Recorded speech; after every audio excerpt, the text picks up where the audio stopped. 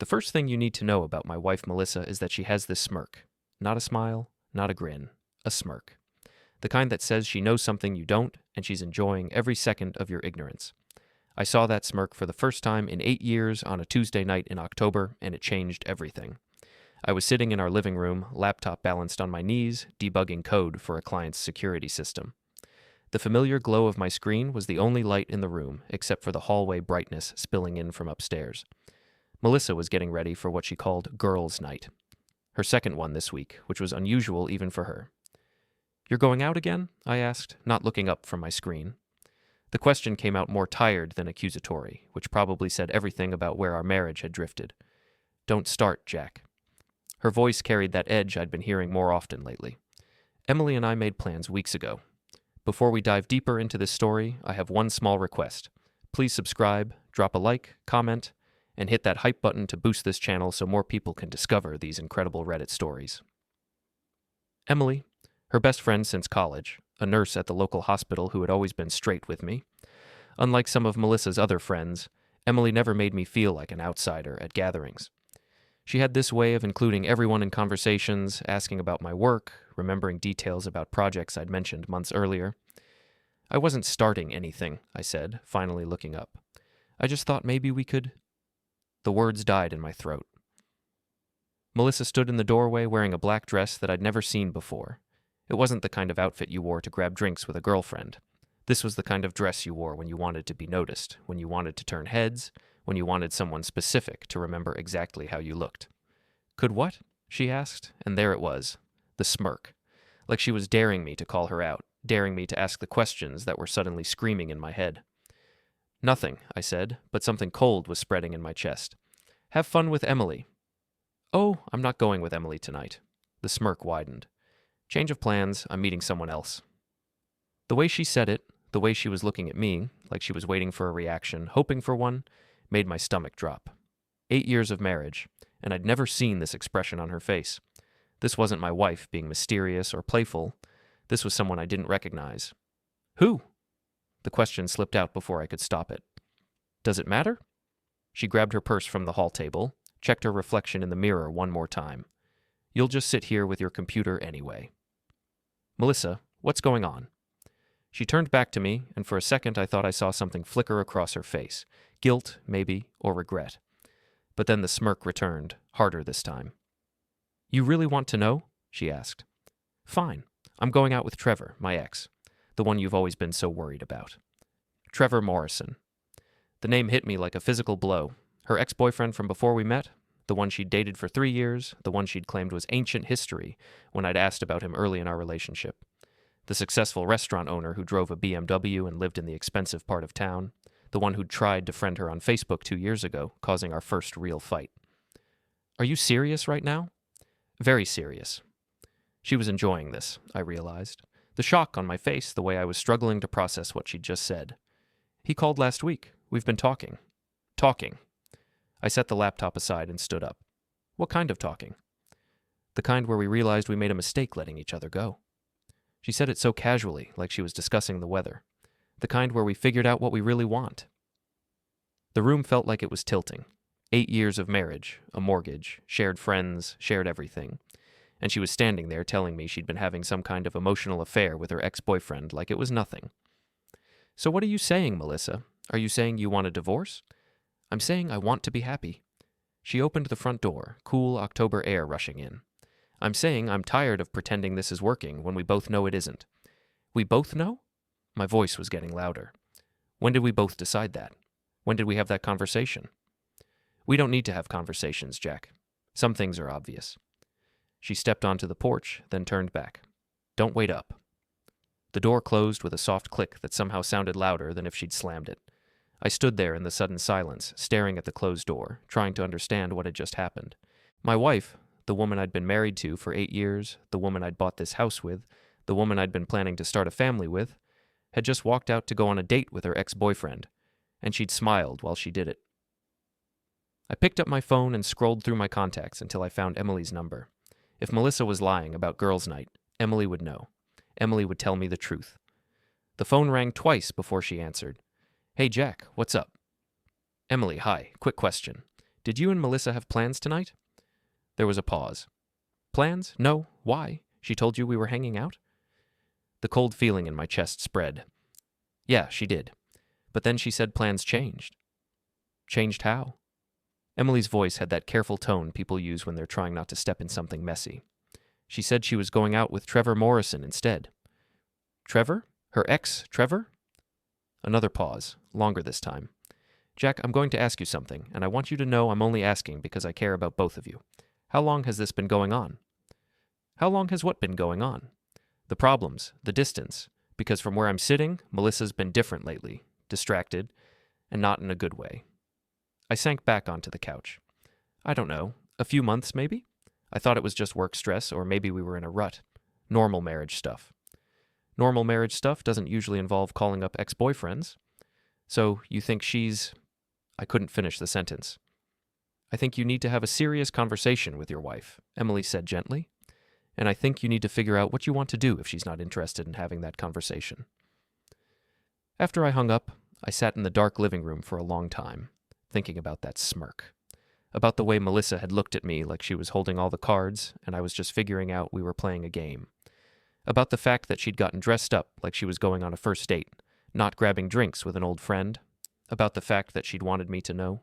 She could have lied, could have stuck with the Emily story, could have snuck around behind my back. But she'd told me the truth with that smirk on her face, like she wanted to see how I'd react, like she was testing me. Well, I thought, staring at my phone, two can play that game. I stared at Emily's number on my phone screen for about 10 minutes before I got the nerve to call her back. The house felt different now that Melissa was gone. Not empty exactly, but charged with possibility, like the air before a storm. Emily, it's Jack again. I know this is weird, but I have a question for you. Shoot!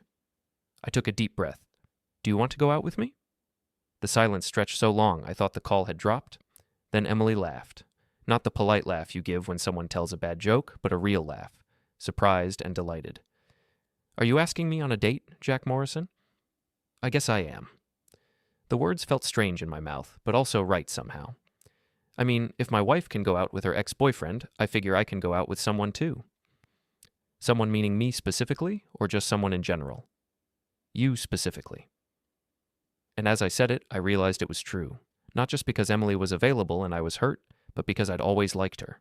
She was smart and funny and real in a way that Melissa hadn't been for a long time.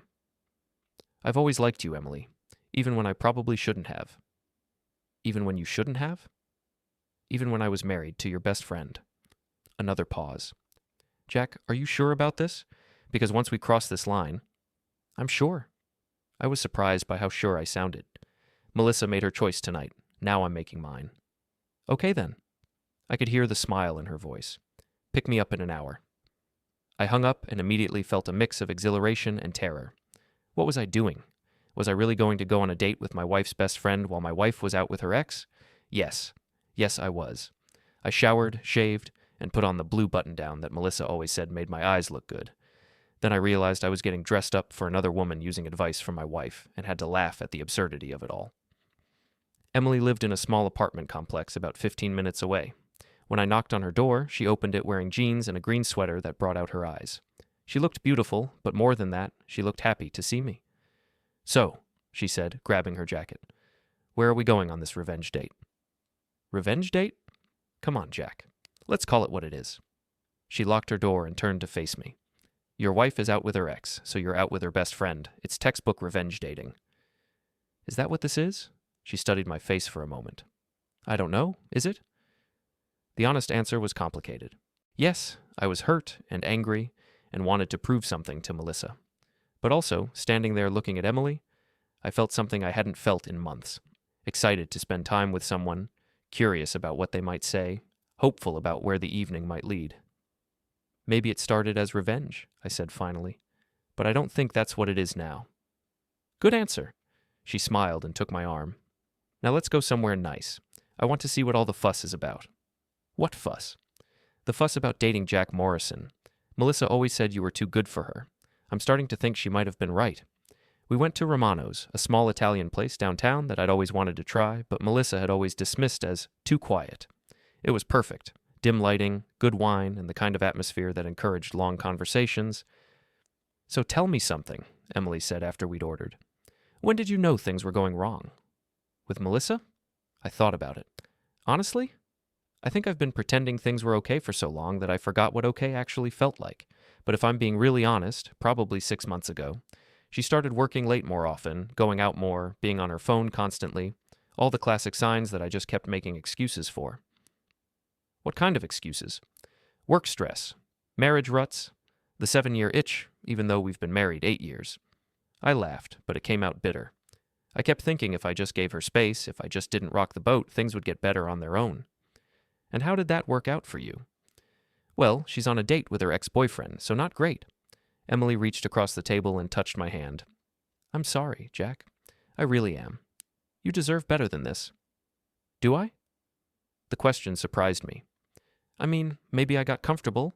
Maybe I stopped trying. Maybe she's right to. Stop. Emily's voice was firm. Don't do that. Don't make her choices your fault. Yes, marriages take work from both people, but having an affair, emotional or otherwise, isn't the solution to marriage problems. Talking is, counseling is, being honest about what you need is, sneaking around with your ex-boyfriend is not. Is that what she's doing? Having an affair? Jack, she told you she's been talking to her ex-boyfriend and that they realized they made a mistake letting each other go. Then she got dressed up like she was going to prom and went out with him. What would you call it? Put like that, it was pretty obvious. My wife was having an affair. Maybe not a physical one yet, but definitely an emotional one. And she'd thrown it in my face like she wanted me to know. The weird thing is, I said, she seemed happy about it, like she wanted me to be upset. Maybe she did? Why would she want that? Emily was quiet for a moment, turning her wine glass in her hands. Can I tell you something, and you have to promise not to get mad at me for not saying anything before? My stomach dropped. Okay. Melissa's been different for months. Not just distracted, different. She's been complaining about you, about your marriage, about feeling trapped, and I kept telling her that all marriages go through rough patches, that she should talk to you, maybe suggest counseling, but she didn't want to hear it. What did she want to hear? That she deserved better, that she was too young to settle, that she should follow her heart. Emily looked up at me. I think she's been looking for an excuse to blow up your marriage for a while now. Trevor calling was just the excuse she was waiting for. The words hit me like a physical blow. So this whole thing, tonight, the way she told me, it was all planned? I think so. I think she wanted you to know, wanted you to react, wanted to be able to say you drove her away by being jealous and controlling. But I didn't react. I mean, I was upset, but I didn't try to stop her or make a scene or anything. Emily smiled. No, you didn't. Instead, you called me and asked me out, which, by the way, was probably the last thing she expected. Good. The word came out harder than I'd intended. Let her be surprised for once. We talked for 3 hours. About everything. Work, books, movies, travel, dreams we'd given up on, and dreams we were still chasing. Emily was easy to talk to in a way that Melissa hadn't been for years. She listened, really listened, and asked follow-up questions and remembered details. She laughed at my jokes and called me out when I was being too hard on myself. By the time we left the restaurant, I felt like I'd been holding my breath for months and could finally exhale. This was really nice, Emily said as we walked to my car. Surprisingly nice? Surprisingly? I've known you for 5 years, Jack. You were always Melissa's husband. Sweet, funny Melissa's husband who was good at fixing computers and making her laugh. I never really thought about you as just you. And now? She stopped walking and turned to face me. Now I'm wondering why it took me so long to see what was right in front of me. The moment stretched between us, full of possibility and danger, and the kind of electricity I hadn't felt in years. I could kiss her, I realized. She wanted me to kiss her. And God help me, I wanted to kiss her too. Instead, I opened her car door. Emily, I said as she got in, what happens now? I don't know, she said, but I know I want to find out. I drove home in a daze, my mind racing. What had started as an impulse born of hurt and anger had turned into something else entirely. I liked Emily, really liked her, and unless I was completely misreading the situation, she liked me too. The house was dark when I pulled into the driveway. Melissa's car wasn't there, which meant she was still out with Trevor. It was almost midnight. I sat in my car for a moment, looking at the house Melissa and I had bought together, thinking about the life we'd built and how quickly it was all falling apart. Then I thought about Emily's laugh, the way she'd looked at me across the dinner table, the way she'd said she wanted to find out what happened next. Maybe some things falling apart was exactly what needed to happen. I was almost to the front door when my phone buzzed with a text message from Melissa. "Where are you? Your car is gone." I stared at the message for a long moment, then typed back, "Out. Don't wait up." It felt like the perfect response. Let her wonder for once. Let her be the one sitting at home, checking the clock, making up stories about where I might be and who I might be with. Let her see how it felt to be on the other side of that smirk. I woke up the next morning to the sound of the front door slamming. Melissa was home. I could hear her heels clicking across the hardwood floor downstairs, the sound sharp and angry. Cabinet doors banged in the kitchen. The coffee maker beeped aggressively. She was making noise on purpose, wanting me to know she was upset. Good. Let her be upset. I took my time getting up, showering, getting dressed for work. I had a client meeting at 10 and needed to review the security protocols I'd been working on. Normal life continuing despite the fact that my marriage had imploded in the span of 12 hours. When I finally made it downstairs, Melissa was sitting at the kitchen table with a cup of coffee, still wearing the black dress from the night before. Her makeup was smeared, her hair was a mess, and she looked like she'd been crying. "We need to talk," she said without looking up. "Do we?" I poured myself coffee and leaned against the counter. "I thought we talked plenty last night. Where were you?" The question came out sharp and accusatory. "Out." "Out where?" I took a sip of coffee and studied her face. She looked terrible, which was unusual for Melissa. Even on her worst days, she usually managed to look put together. This morning, she looked wrecked. "How was your date with Trevor?" I asked instead of answering. Something flickered across her face. Embarrassment, maybe, or anger. "It wasn't a date." "No? What was it then?" We talked. About old times. About what went wrong between us." "And what conclusion did you reach?" She looked up at me then, and I could see the uncertainty in her eyes. Whatever had happened with Trevor, it hadn't gone the way she'd planned. "Jack, I think I made a mistake." "Which mistake would that be? Going out with your ex-boyfriend or telling me about it the way you did?" "Both. Neither. I don't know." She put her head in her hands. "I'm confused." "About what?" "About everything. About us. About what I want. About whether I'm throwing away something good for something that might not even exist anymore." I set down my coffee cup. "Melissa, what happened last night?" "Trevor and I went to dinner, and then we went back to his place." My stomach clenched, but she continued. "And we talked. Really talked. About why we broke up, about what we'd both been doing for the past 8 years, about whether we still had feelings for each other." "And?" "And I realized that I've been romanticizing something that ended for good reasons. Trevor is the same person he always was. Charming and successful and completely self-centered. He spent 2 hours talking about his restaurant and his new car and his condo, and when I tried to tell him about my life, about us, about how I've been feeling, he wasn't interested." I felt a petty surge of satisfaction. "So your grand reunion didn't go as planned?" "No, it didn't." She looked up at me, tears in her eyes. "Jack, I think I've been an idiot. I think I've been so focused on what I thought I was missing that I forgot what I actually have." "What you had," I corrected. Past tense." "What do you mean?" "I mean, you can't blow up a marriage on Tuesday night and then try to put it back together on Wednesday morning because your backup plan didn't work out. That's not what this is. Isn't it?" I grabbed my laptop bag and car keys. "Melissa, you told me last night that you'd been talking to your ex-boyfriend and that you'd both realized you made a mistake letting each other go.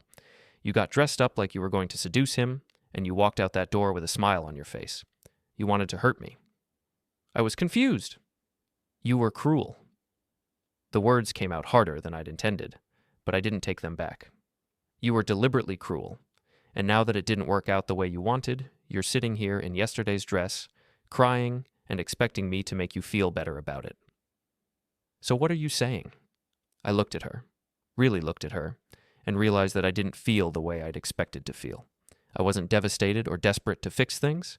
I was angry, yes, but more than that, I was done. "I'm saying I went out last night, too." Her face went white. "What?" "I went out, on a date, with someone who was actually happy to spend time with me." "With who? Does it matter?" She stood up so fast her chair fell over backward. "Of course it matters. You're my husband. And you're my wife. But that didn't stop you from going out with Trevor." "That was different." "How?" I was getting angry now, really angry. "How was it different, Melissa? Because from where I'm standing, it looks exactly the same. Because I didn't sleep with him. Neither did I. But I thought about it. It was a lie, but I wanted to see how it felt to throw something in her face for once. I thought about it a lot. The look on her face was worth every bit of guilt I felt about lying. She looked shocked and hurt and betrayed, which was exactly how I'd felt the night before. Who was it? She asked again. Someone who thinks I'm worth spending time with.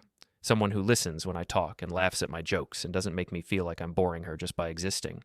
Jack, please. Can we try to work this out? Can we go to counseling or something? Now you want counseling? After you've already decided our marriage isn't working and gone shopping for a replacement? It wasn't like that. It was exactly like that. I headed for the door. I have to go to work. We can talk more tonight, but Melissa, I need you to understand something. You don't get to blow up our marriage and then put it back together when your plan doesn't work out. That's not how this works. So what does work? What do you want me to do? I paused in the doorway. I want you to figure out what you actually want. Not what you think you're missing, not what looks exciting from a distance, but what you actually want. And I want you to be honest about it, even if it hurts. What if what I want is to fix this? Then you're going to have to prove it, because right now I don't believe you. I left her standing in the kitchen and drove to work, my hands shaking slightly on the steering wheel. I'd never talked to Melissa like that before, direct and uncompromising and unwilling to smooth things over for the sake of keeping the peace. It felt terrifying and liberating at the same time. My client meeting went well. I spent 3 hours walking through security protocols and explaining system vulnerabilities. And for those 3 hours, I didn't think about Melissa or Trevor or Emily or the mess my personal life had become. I just focused on the work, on solving problems and building solutions. It was a relief. Around noon, my phone buzzed with a text from Emily. How are you doing today? I stared at the message for a moment, then typed back, Better than expected. You? Same. Thank you for last night. I had a really good time. Me too. Want to do it again sometime? Definitely. I put the phone away, smiling for the first time all day. Whatever happened with Melissa, whatever we decided about our marriage, I was glad I'd called Emily. I was glad I'd taken that leap. For the first time in months, I felt like I was moving forward instead of just standing still, waiting for something to change. The question now was whether Melissa was ready to move forward too, or if she was going to keep looking backward at all the things she thought she'd missed. Either way, I realized I was going to be okay. That was a revelation worth having. 3 days later, I was debugging a client's firewall when my phone rang. The caller ID said Mike Torres, my best friend since college, the guy who'd been best man at my wedding, the one person I'd been avoiding since this whole mess started. Hey, Mike. Jack, what the hell is going on? I leaned back in my desk chair. That's a loaded question. Can you be more specific? I'm talking about the fact that half our friend group is calling me asking if you and Melissa are getting divorced, and the other half is asking if it's true that you're dating Emily Chen. Emily Chen. I'd forgotten that Mike knew her last name. They'd met at a few group gatherings over the years, back when Melissa and I still did couple things with other couples. Where are you hearing all this? From everyone, man. Lisa saw you and Emily at Romano's Tuesday night. Tom heard from his wife that Melissa was out with some guy. Jenny called me this morning asking if she should take sides. Mike's voice was getting more agitated. So I'm asking you directly. What's going on? I told him. Everything. The fight with Melissa, her date with Trevor, my date with Emily, the conversation Wednesday morning. Mike listened without interrupting, which was unusual for him. Jesus, he said when I finished. So you're really doing this? You're really blowing up your marriage? I'm not blowing up anything. Melissa did that when she decided to reconnect with her ex-boyfriend. Come on, Jack. People go through rough patches. That doesn't mean you throw away 8 years of marriage. It's not about the rough patch, Mike. It's about the way she handled it. She could have talked to me, suggested counseling, been honest about what she was feeling. Instead, she snuck around behind my back and then threw it in my face like she wanted to hurt me. So, you decided to hurt her back by dating her best friend? The accusation stung because there was some truth to it. It started that way, I admitted, but it's not about that anymore. What's it about then? It's about the fact that I had a better conversation with Emily in 3 hours than I've had with my wife in 3 months. It's about the fact that someone actually seems interested in what I have to say. It's about remembering what it feels like to be with someone who's happy to see me. Mike was quiet for a moment. Okay, I get that. But Jack, you're talking about Emily like she's some innocent bystander in all this. She's Melissa's best friend. She knows exactly what she's doing. What's that supposed to mean? It means she's not just some random woman you met. She's been watching your marriage for years. She knows all of Melissa's complaints about you, all of your weaknesses, all the things that would make you vulnerable. And now, right when your marriage is falling apart, she's suddenly available and interested? That doesn't seem convenient to you? The suggestion made my stomach clench. You think she's manipulating me? I think she's a single woman in her 30s who's been watching her best friend's husband for years, and now she sees an opportunity. I'm not saying she's evil, Jack, but I'm saying her motives might not be as pure as you think they are. I wanted to argue, to defend Emily, to tell Mike he was wrong, but the doubt was already creeping in. Had Emily been too eager to go out with me, too quick to say yes when I called, too ready with all the right things to say? Look, Mike continued, I'm not telling you to stay with Melissa if you're really unhappy, but maybe slow down a little. Maybe figure out what you actually want before you jump into something else. What if what I want is Emily? Then she'll still be there in a few months after you've had time to think clearly. But Jack, if you're wrong about this, if you're just rebounding and you blow up 2 friendships and your marriage for something that isn't real, you're going to regret it for the rest of your life. After I hung up, I sat staring at my computer screen, not seeing the code in front of me. Was Mike right? Was I being naive about Emily's motives? Was I so starved for attention and affection that I was reading more into her interest than was actually there? My phone buzzed with a text from Emily. Want to grab lunch today? I stared at the message, Mike's words echoing in my head. Then I typed back, can't today. Rain check? Of course. Everything okay? Yeah, just busy with work. It wasn't entirely a lie. I was busy. But more than that, I needed space to think, to figure out what was real and what was just wishful thinking. That evening, I got home to find Melissa's car in the driveway and 2 other cars I recognized, Mike's Honda and Jenny Patterson's SUV. Jenny was part of our friend group, married to Tom, someone we'd known since college. I walked into the house to find what looked like an intervention in progress. Melissa, Mike, Jenny, and Tom were all sitting in my living room with serious expressions on their faces. Jack, Melissa said, standing up, we need to talk. All of us. I looked around the room. This seems like overkill. Sit down, man, Mike said. Please. I remained standing. What's this about? It's about the fact that you're making decisions that affect all of us, Jenny said. Our friend group, our relationships, everything we've built together over the years.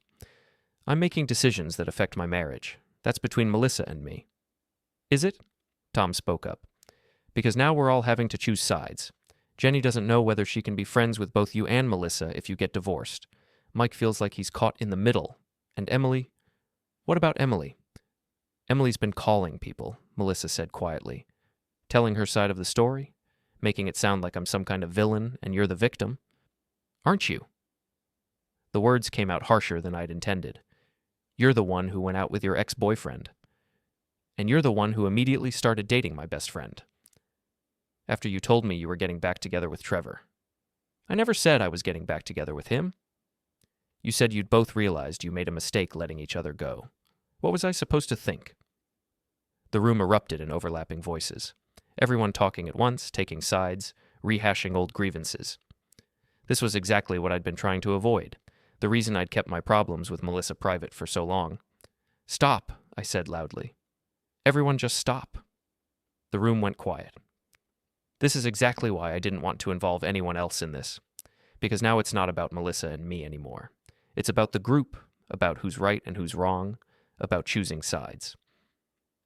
I looked around the room at people I'd considered friends for years. But here's the thing. You don't get to vote on my marriage. You don't get to decide what I should or shouldn't do based on what's most convenient for everyone else. We're just trying to help, Jenny said. Are you? Or are you trying to preserve the status quo because it's easier than dealing with change? Jack, Mike said, we're worried about you. You're making big decisions when you're emotional and hurt. That's not usually the best time to make life-changing choices. When is the best time? When my wife has moved in with her ex-boyfriend. When I'm so lonely and miserable that I can't remember what it feels like to be happy. That's not what we want, Melissa said. Jack, I've been thinking about what you said, about proving that I want to fix this. I'm willing to go to counseling. I'm willing to do whatever it takes. Whatever it takes, except be honest about what actually happened with Trevor. I told you what happened. You told me what you wanted me to believe happened, but you didn't tell me how long you'd been talking to him, or what you talked about, or why you decided to meet him for dinner instead of talking to me about whatever problems you were having. Melissa looked around the room, then back at me. We'd been texting for about 2 weeks, just casual stuff at first, then more personal. He asked about you, about our marriage, and I told him we were going through a rough patch. He said he'd always regretted the way things ended between us, and I said I sometimes wondered what would have happened if we'd tried harder to make it work. And then he asked me to dinner, to talk, to see if there was still something there. She was crying now. I said yes because I was curious, and because I was feeling taken for granted, and because I wanted to know if the grass was really greener somewhere else. And what did you find out? That it's not. That Trevor is the same selfish person he always was, and that I was romanticizing something that ended for good reasons. She wiped her eyes. But by then, I'd already hurt you, and you'd already called Emily, and everything was such a mess. I looked around the room at my friends, people I'd known for years, people who'd been at my wedding, people I'd shared holidays and birthdays and major life events with. They all looked uncomfortable and worried, and like they wanted this conversation to be over. Here's what's going to happen, I said finally. Melissa and I are going to figure out our marriage ourselves, without a committee. If we decide to try counseling, we'll try counseling. If we decide to get divorced, we'll get divorced. But we're going to make that decision based on what's best for us, not what's most convenient for everyone else. What about Emily? Jenny asked. What about her? Are you going to keep seeing her while you're trying to work things out with Melissa? I looked at Melissa. Do you want me to stop seeing her? Yes. Then you need to stop talking to Trevor, permanently. Block his number, unfriend him on social media, whatever it takes to make sure there's no contact. Okay? And you need to be completely honest with me about what you want. Not what you think I want to hear, not what sounds good in front of our friends, but what you actually want. I want to save our marriage. Why? The question seemed to catch her off guard. Because I love you. Do you? Or do you love the idea of being married? The security of having someone who won't leave no matter how badly you treat them? That's not fair. It's a fair question, Melissa. Because if you're only here because Trevor didn't work out, if you're only trying to save this because your backup plan fell through, then we're wasting our time. She looked around the room again, then back at me. I don't know how to answer that in a way that you'll believe. Try being honest, really honest, even if it makes you look bad. She was quiet for a long moment. Okay, honest, I have been taking you for granted. I have been feeling trapped and wondering what I was missing. And when Trevor contacted me, part of me was excited because it felt like proof that I was still desirable, that I still had options. She took a shaky breath. But I also realized when I was sitting in that restaurant with him that I didn't want him. I wanted the feeling he represented, the excitement, the newness, the sense that someone found me fascinating. But I didn't want him specifically. So what do you want? I want to feel that way with you again. I want us to be excited about each other again. I want to remember why we fell in love in the first place.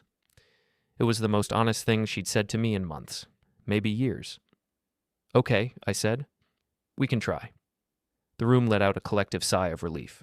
But, I continued, I'm not calling Emily to break up with her in front of an audience. That conversation happens privately, when and how I decide, and if we're going to try to work on our marriage, we're doing it in counseling, with a professional, not with a committee of friends who have their own agenda. That's fair, Melissa said. I looked around the room one more time. And I need all of you to understand something. If Melissa and I can't work this out, if we end up getting divorced, I expect you to be adults about it. I'm not going to disappear from the friend group just because our marriage didn't work out. Of course not, Jenny said quickly. Good. Then I think this intervention is over. After everyone left, Melissa and I sat in the living room, not talking, both of us processing what had just happened. Jack, she said finally. Yeah? I really am sorry, for all of it. For the way I handled things, for hurting you, for putting our friends in the middle of it. I know. Do you think we can really fix this? I looked at her, really looked at her, and tried to imagine us 5 years from now, 10 years from now. Tried to imagine trusting her completely again, feeling excited to come home to her, believing that she was as committed to our marriage as I was. I don't know, I said honestly, but I think we owe it to ourselves to try. It wasn't the romantic reconciliation that our friends probably expected, but it was real, and after everything we'd been through, real was a good place to start. The question now was whether real would be enough. 2 weeks into marriage counseling, I realized that Melissa and I had fundamentally different definitions of trying to save our marriage. To me, it meant being completely honest about our problems, doing the work to rebuild trust, and making real changes in how we communicated and treated each other. To Melissa, it apparently meant going through the motions until enough time had passed that she could claim we'd tried everything before moving on to whatever she actually wanted to do. Our counselor, Dr. Patricia Williams, was a no-nonsense woman in her 50s who had a gift for cutting through bullshit. She'd been asking us hard questions for 2 weeks, and while I'd been answering them honestly, Melissa had been giving carefully crafted responses that sounded good, but didn't really say anything. Melissa, Dr. Williams said during our third session, last week you said you wanted to rebuild intimacy in your marriage. What specific steps have you taken toward that goal? Melissa shifted in her chair. Well, I've been trying to be more present when Jack and I spend time together, less distracted by my phone, more focused on our conversations. And how has that felt, Jack? I looked at Melissa, then back at Dr. Williams. I haven't noticed a difference. Can you be more specific? She's still on her phone constantly. She still goes out with friends multiple times a week. She still works late most nights. If she's trying to be more present, I'm not seeing evidence of it. Melissa, how do you respond to that? I think Jack's expectations are unrealistic. I can't just completely change my entire lifestyle overnight. I need to maintain my friendships and my career. No one's asking you to give up your friends or your career, I said, but you could maybe spend one evening a week at home with your husband. You could maybe put your phone down during dinner. You could maybe act like being married to me is something you actually want to do. I do want to be married to you? Do you? Because from where I'm sitting, it looks like you want the security of being married while still living like you're single. Dr. Williams held up a hand. Let's pause here. Melissa, I want you to think about Jack's observation. Can you see how your actions might be sending a message that's different from what you're saying in this room? I guess, but no but. Just sit with that for a moment. Dr. Williams turned to me. Jack, I want to ask you about Emily. My stomach clenched. What about her? You agreed to stop seeing her while you work on your marriage. How has that been for you? Hard. It was the truth. I'd called Emily the day after our friend intervention and explained that Melissa and I were going to try counseling. She'd been understanding, but I could hear the disappointment in her voice. I miss talking to her. What do you miss specifically? She listens. She asks questions about my work, remembers things I've told her, seems genuinely interested in what I have to say. She makes me feel like I'm worth spending time with. And you don't feel that way with Melissa? I looked at my wife, who was staring at her hands. Not lately, no. Melissa, how does it make you feel to hear Jack say that? It makes me feel like I can't do anything right, like no matter what I do, he's going to compare me to Emily and find me lacking. Is that what you're doing, Jack? Maybe. I thought about it. But not intentionally. It's just hard not to notice the contrast. What contrast? Emily was excited to spend time with me. Melissa acts like spending time with me is a chore she has to fit into her schedule. Emily laughed at my jokes and asked about my day and seemed to actually enjoy my company. Melissa barely looks up from her phone when I'm talking. Those are pretty specific observations. Melissa, how accurate do you think Jack's assessment is? Melissa was quiet for a long moment. I don't know. Maybe more accurate than I want to admit. Can you elaborate on that? I think I've been so focused on what I thought I was missing that I stopped appreciating what I had. And by the time I realized that, Jack had found someone who did appreciate him, and I felt like I was competing with that. How did that feel? Terrible. Like I'd lost something I didn't even know I valued until it was gone. It was the most honest thing she'd said since we'd started counseling. Jack, Dr. Williams said, how do you respond to that? I want to believe it, but I need to see changes, not just hear about them. I need to feel like Melissa actually wants to be married to me, not like she's just trying to win a competition with Emily. What would those changes look like?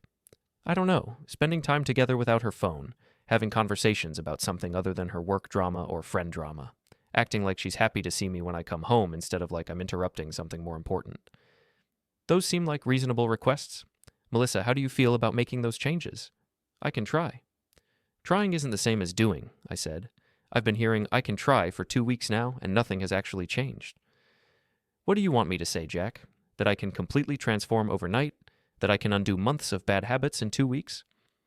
I want you to say that you understand why I'm frustrated, and that you're going to make specific, concrete changes starting today.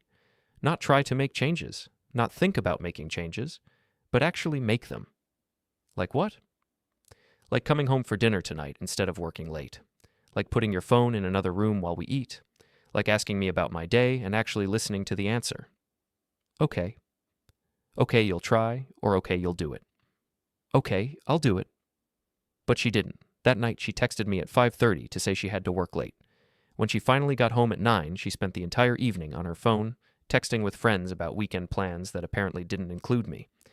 I didn't say anything, I just watched her, and I realized that Dr. Williams had been right to push us on specifics. When it came down to actually changing her behavior, Melissa either couldn't or wouldn't do it. The next morning I called Emily. Jack, hi, how are things going? Not great. Can we talk? Of course. Do you want to meet for coffee? Actually, can you come over? Melissa's at work, and I think we need to have this conversation privately. Emily arrived an hour later, looking concerned. What's going on? I told her about the counseling sessions, about Melissa's promises to change and her failure to follow through, about my growing realization that my wife was going through the motions but wasn't actually committed to saving our marriage. So what are you going to do? Emily asked. I don't know. Part of me thinks I should give it more time, keep trying, not give up too easily, but part of me thinks I'm just prolonging the inevitable. What does your gut tell you? My gut tells me that Melissa doesn't really want to be married to me. She wants to be married, and she wants the security and stability that comes with it, but she doesn't want to be married to me specifically. She wants to be married to some idealized version of me that doesn't actually exist. And what do you want?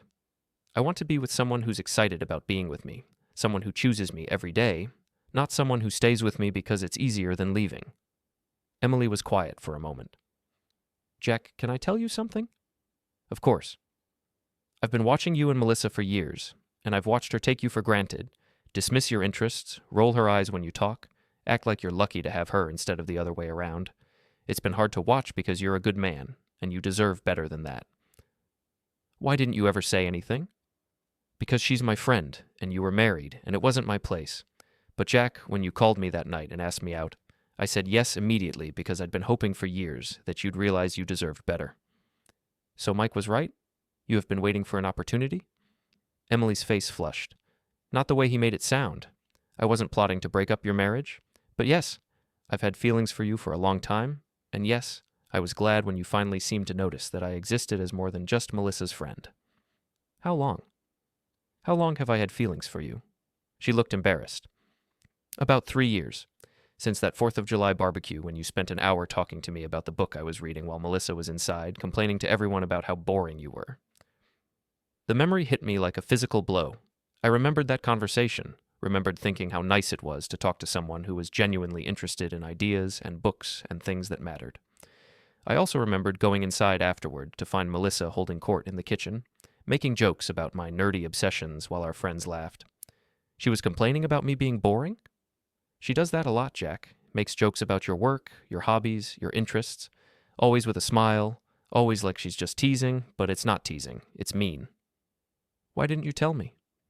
Because I didn't think you'd believe me, and because I thought maybe it was just her way of dealing with stress, or maybe I was reading too much into it because of how I felt about you. I sat back on the couch, processing this information. My wife had been publicly mocking me for years, and I'd been too oblivious or too trusting to notice. Jack, Emily said softly, you don't have to stay in a marriage that makes you unhappy just because it's easier than leaving. You don't have to keep trying to save something that the other person isn't actually invested in saving.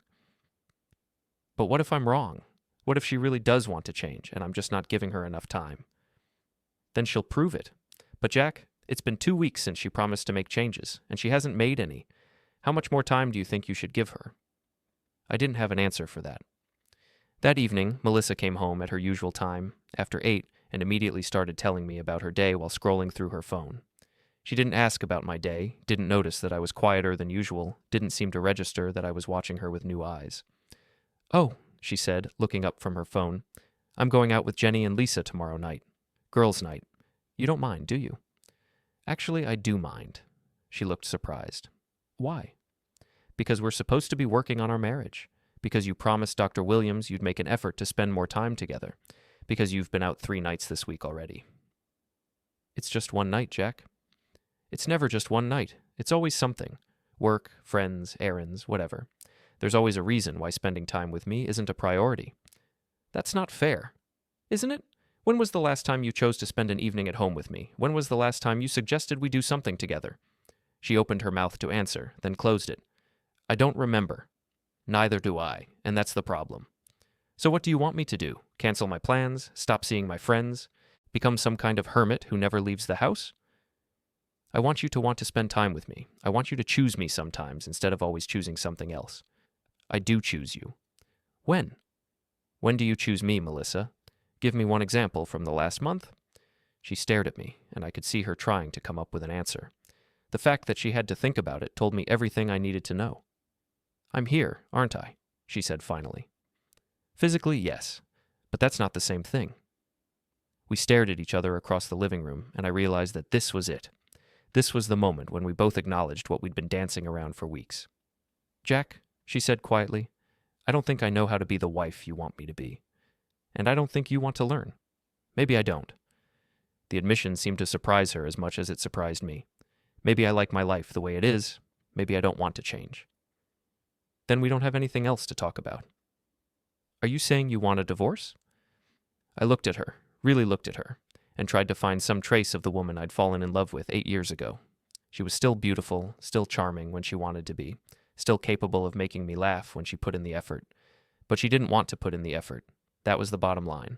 She wanted to be married, but she didn't want to do the work that marriage required. Yeah, I said. I think I am. She nodded slowly. Okay. Okay? I mean, I'm sad about it. But I'm not surprised. And honestly, I think you're right. I think we both deserve to be with someone who makes us happy. It wasn't the fight I'd expected. It wasn't tears or accusations or desperate attempts to change my mind. It was just two people acknowledging that they had grown apart and couldn't find their way back to each other. So what happens now? She asked. Now we figure out the practical stuff. The house, the finances, all of that. And Emily? What about her? Are you going to be with her? I don't know. Maybe. If she'll have me. Melissa smiled, and for the first time in months, it wasn't a smirk. It was just a sad, genuine smile. She will, she said. She's been waiting for you for years. How did you know that? Because I'm not blind, Jack. I saw the way she looked at you, the way she lit up when you talked to her, the way she always found excuses to spend time with us when you were around. She paused. I used to be jealous of it, actually. The way she looked at you like you were the most interesting person in the room. Why didn't you ever look at me like that? I did once, but I guess I forgot how.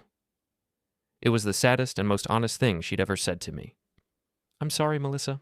I'm sorry we couldn't make this work. Me too, but Jack, I'm glad you're going to be happy. You deserve that. And just like that, our marriage was over. 6 months later, I was sitting in Emily's apartment, helping her grade papers from her nursing students, when my phone rang. The caller ID said Melissa. Should I answer it? I asked Emily. It's your phone, she said, but I could see the curiosity in her eyes. Jack, hi, do you have a minute? Sure, what's up? I wanted to tell you something before you heard it from someone else. I'm engaged. I felt Emily look up from her papers, but I kept my expression neutral. Congratulations. Anyone I know? Actually, yes. Remember David from my work? The guy who started around the same time I did? I did remember him. Tall, good-looking, ambitious. The kind of guy who wore expensive suits and drove a luxury car. Yeah, I remember David. We've been dating for about 3 months now. He proposed last weekend. 3 months, which meant she'd started dating him almost immediately after our divorce was finalized. That's fast, I said. I know how it sounds. But Jack, when you know, and David and I we click. We want the same things, we have the same goals, we make each other happy. I'm glad, I said, and I was surprised to realize I meant it. I really am glad you found someone who makes you happy. Thank you, that means a lot. She paused. How are you doing? How are things with Emily? I looked over at Emily, who was pretending to focus on her grading, but was obviously listening to every word. Good, I said. Really good, actually. I'm glad. You deserve to be happy, too. After I hung up, Emily set down her pen and looked at me. How do you feel about that? Honestly, relieved. Relieved? Yeah, it confirms that we made the right decision. If Melissa can fall in love and get engaged to someone else in 3 months, then she was never really committed to saving our marriage. She was just going through the motions until she found something better. And how do you feel about that? I thought about it. I feel like I dodged a bullet. If we'd stayed together, if we'd somehow managed to work through our problems, I would have spent the rest of my life with someone who was always looking for something better. Someone who would have left the moment a more attractive option came along. Emily nodded. David's a good match for her, actually. He's as ambitious and image-conscious as she is. They'll probably be very happy together. You don't sound entirely convinced. I hope they'll be happy. But Jack, Melissa has a pattern. She gets bored, she starts looking around, she finds someone new and exciting, and then she burns everything down to be with them. She did it to Trevor when she met you. She did it to you when she reconnected with Trevor, and now she's doing it again with David. You think she'll cheat on him too? I think she'll do whatever she needs to do to keep herself entertained. And if that means blowing up another relationship somewhere down the line, then that's what she'll do. It was a harsh assessment, but probably accurate.